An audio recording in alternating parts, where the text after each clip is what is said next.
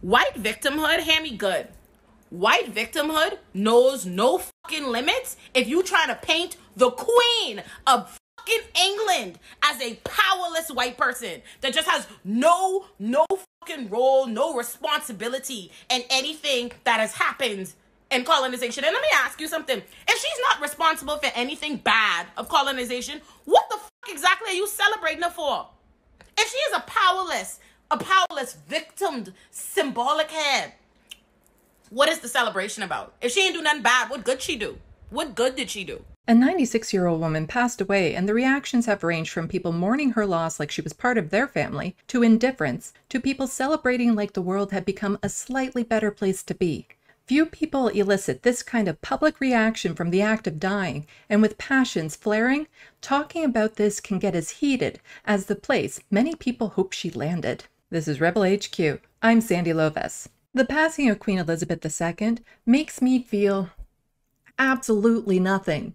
I have no emotional attachment to her as a person.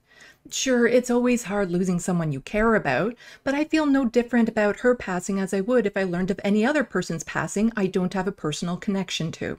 I do, however, have strong feelings about the institution she represented and what being a royal symbolizes. I don't believe royal families should exist. Anyone who believes they're superior to others based on their bloodline is a non-starter for me. She was just a person without any traits that would separate her from the rest of the population. Yet for simply existing with royal blood, she was worshipped and held up as a benevolent being. She was treated as exceptional. But for what exactly? What did she do to earn the admiration and loyalty of millions of people that's different than anyone else? Anything? This statement was sent out by Canada's Prime Minister, Justin Trudeau. It was with the heaviest of hearts that we learned of the passing of Canada's longest reigning sovereign, Her Majesty Queen Elizabeth II. She was a constant presence in our lives. Yeah, she's on our money. And her service to Canadians will forever remain an important part of our country's history. What service? What did she do for Canadians that was worth over $58 million a year? What benefit do I, as a Canadian, get from the royal family being the head of state? Nothing. And it's funny listening to these white people try to tell me, oh, the queen wasn't a colonizer, oh, these years. Let me just explain something to you, right? I'm from the Commonwealth of the Bahamas. That's the formal name, right? The Commonwealth of the Bahamas. Even though we independent, the Queen's still on our fucking money. We roll up the red carpet for all of them. They come around treating us like we are their servants, right?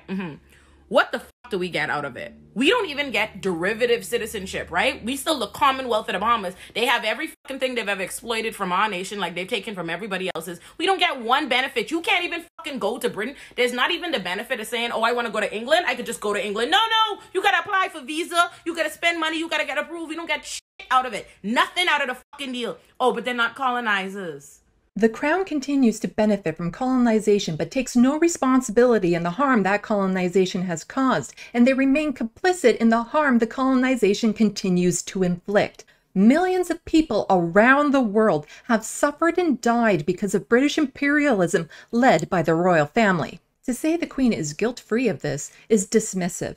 True, she had no power over policy, but that doesn't mean she didn't have the power to influence change. From Agent NDN on Twitter. People are like, the Queen isn't responsible for all those atrocities. She just supported them in a highly public, highly symbolic, ceremonial capacity that manufactured popular consent for all those atrocities.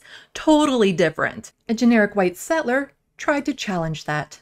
Firstly, she was a constitutional monarch and could not directly affect government policy, even if that policy was bad.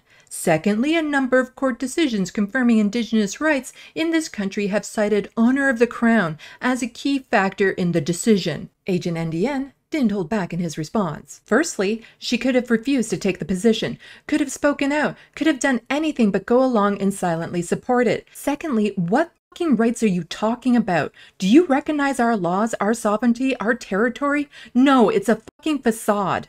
She could have dissolved the Crown as an institution. She could have called for decolonization here. She could have called for land to be given back. But no, my nation is still not on the map. Our land is still legally Crown land for corporations to exploit. We control 0.2%. Residential schools were in operation during her reign. She said nothing.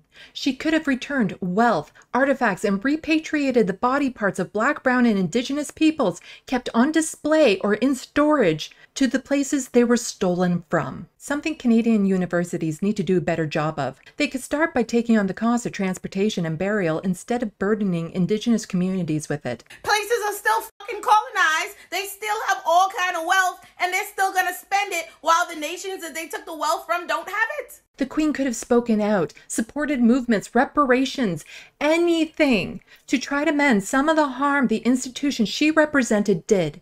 Instead, she was more than happy to live off the spoils of colonialism while her subjects suffered. If she was truly just a ceremonial role with no real power, then why are the British going to spend millions of dollars on her burial while millions of people watch and cry? She had the power to put the country to a standstill for a period of mourning. People are losing their jobs and being arrested for speaking out against the monarchy. That's not nothing. I don't think that's a thing in Canada. I guess I'll find out. The monarchy has no impact on me, which doesn't mean I don't care. I care about the Indigenous peoples, countries, cultures, the futures denied to so many places to develop with autonomy. I care about what she and the crown symbolize to so many. It's time for Canada to drop the monarchy. It's time for people to stop worshipping a tiny few for their achievement of being a royal. If you need someone to believe in, someone to put your faith into making this world a better place, try directing that energy to yourself. You'd be amazed at what you can achieve if you believe you're as worthy as them. And you are. For more of my stuff, look for me on social medias left of the box. Don't forget to hit buttons and leave comments. Thanks for watching, and until next time, get informed, get involved.